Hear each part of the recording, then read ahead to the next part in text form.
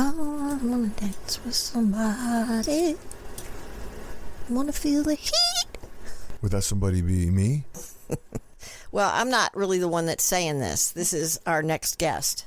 I thought you were going to say, Brian, you can't dance, so I don't want to dance with you. Well, I didn't want to hurt your feelings, but It's okay. Since you brought it up, you can't sing or dance. So you there. can't hurt my feelings. But you got a great voice. You got a great set of pipes. Thank you. Yeah, you're welcome. Yeah, you'll never hurt my feelings by telling me that I can't sing or dance because I know that I can't. Yeah, well, okay. I'm glad you I learned that in 8th grade, so. Did you click me yet? You're clicked. Oh, shit. We're going. Excuse me. It's okay. This is a rated R. Whoops. Hi, this is Brian White. Welcome to Season 1, Episode 14 of Celebrity Soul Speak with Brian and Rene, Whitney, Houston. My wife Rene is a medium, and I've been a radio personality for over 50 years. The Other Side established communication with us because they wish to stay in touch with this dimension. They know I truly love and respect music and the artists that perform it, and Rene is a huge music fan as well. We started this podcast and have been interviewing celebrities that have passed over. We're giving them a platform, and they have a lot to say, and we're in contact and passing along their thoughts. Whitney Houston was one of those rare talents. She was both an amazing singer as well as a skilled actress. She came from a musical family. Her mother was Cissy Houston and her cousin Dionne Warwick, both legendary figures in gospel, pop, and soul. Whitney started in show business as a teen model at 15 and became the first African-American woman to appear on the cover of 17 magazine. Discovered by Clive Davis with Arista Records, singing in a nightclub, Whitney's career took off and the rest is history. Talking to Whitney Houston today. Beautiful and sings like an angel. Gosh, we love you, Whitney. Whitney says, thank you so much. You're so kind. I am happy to hear that somebody is thinking well of me. Well, how are you? I'm doing quite well and enjoying a well-earned vacation. I'm singing, and I have my high notes back, too. Oh, that's awesome. I have a few questions. I think people can learn from your life. Why were you so unhappy? I'm assuming you were. And what kept you up at night? What was your demon? Whitney says, my demon was myself. I just wasn't happy. Doesn't matter how beautiful or how wonderful my voice was, I couldn't find myself. I was what others made me. Bobby was unhealthy for me and confused me even more. I took drugs to ease my pain and it didn't help. Nothing helped. I wanted to figure out my life, who I was, what I wanted. But no matter what I did, I couldn't do it. I couldn't figure it out. I just got tired of fighting. Everyone wanted something from me. I couldn't even figure out what I had to give away. I just wanted out from all of it. I was done. Whitney, what happened that afternoon? Did you plan it? Whitney says, I didn't plan it, but I finished it. What a relief. I woke up here and there is no confusion, no questions. I am me, plain and simple. I don't have to deal with those things any longer. I'm not sure that I have the same experience as the others because I was already in trouble before I made my way into music. I was already having troublesome habits as a young teenager. I think for me, the problem was that I had those troublesome habits with unlimited money, unlimited reach, and surrounded by people who were inclined to do as I said. I was young when I started. I was a model before I was a singer. No concept, really, of how to deal with my childhood or how to make peace with my life. And I understand that recently some things in my life have become more clear. So I think you might see that I was really unhappy, deeply, deeply unhappy. And I thought that success and fame and money would fill all those dark, empty places inside of my heart. I love that people thought I was going on. And I love that people thought that I was the princess that came down from some kingdom in the sky. But the fact of the matter is that I was hiding so much of my life and unable to be truthful about really any of it that it was bound to tear me up, to make me retreat. The thing that people don't understand, I think, is that underneath all of that, there were some chemical imbalances that I was trying to fix because, a fairy princess doesn't have a chemical imbalance. Oh yes, there is still a stigma about needing medication for our mental health. Whitney says, for me, a little bit different is that I became a believer of my own PR. I wanted so much to be a person who was perfect.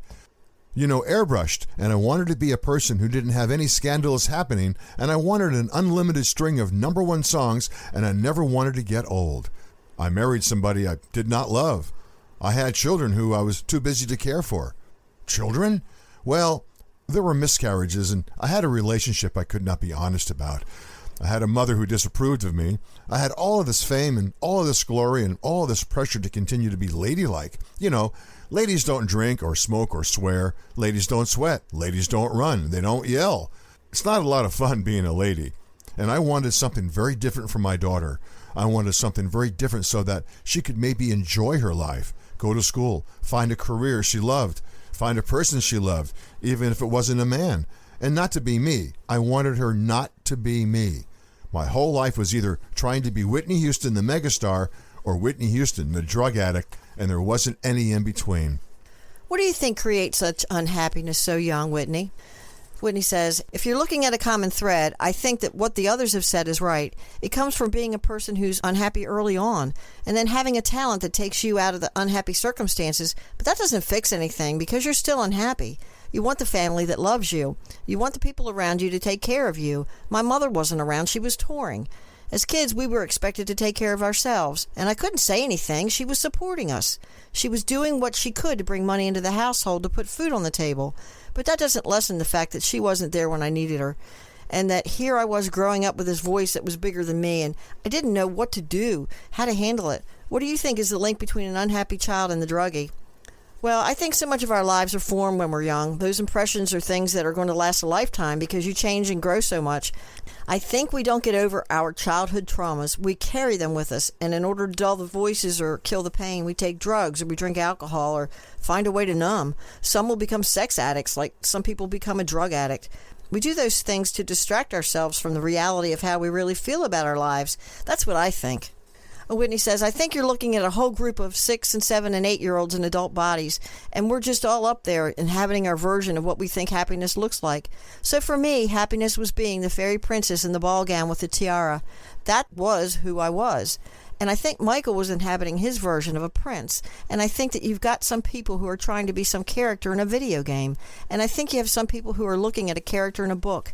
I think you're looking at a bunch of angry children who come from angry and unhappy childhoods. And I think that when you see that, you can tell what's going to happen if someone isn't there to help guide us into adulthood.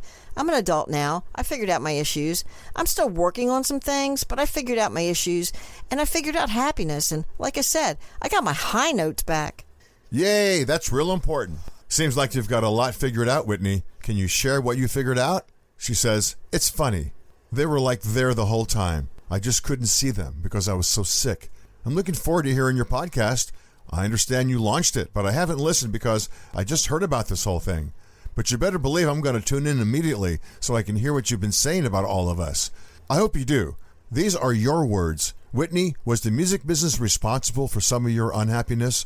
She says, some of it, yes, but it was really just me. Some people never find happiness, and I was one of those. There are a lot of us here, just couldn't find their bliss, which causes pain. Success and money doesn't fix it. Having a child didn't fix it, and I blame myself for what happened to Bobby Christina. Are the two of you together? Yes, we spend time together, but we each have our own journey. The young man that I raised that married her is here too. He's doing some thinking. Brian, I have been listening to you before. She says, you're good. You actually like the music. So many people, I tell you, don't. So many people who are on the radio don't actually like the music that they're spinning. I don't mean that they don't like the beat. I mean, they don't like the performers. They don't understand the performers, and they don't have a feeling for what the performer is trying to do. I guess you're a musical historian, or you're a person who just has a genuine love for all of us song and dance people. That's true. I do. Very true. I'm not musically inclined, but I certainly appreciate those of you who are, and the music you've done over the years has moved me. Whitney says, thank you so much for saying that. I always wanted to know that the people that I was singing to felt it as much as I did. I'm singing every day with the angels and grateful that the things that I was going through are over. What advice do you have for humanity? Whitney says, nothing will ever make you happy if you can't find yourself.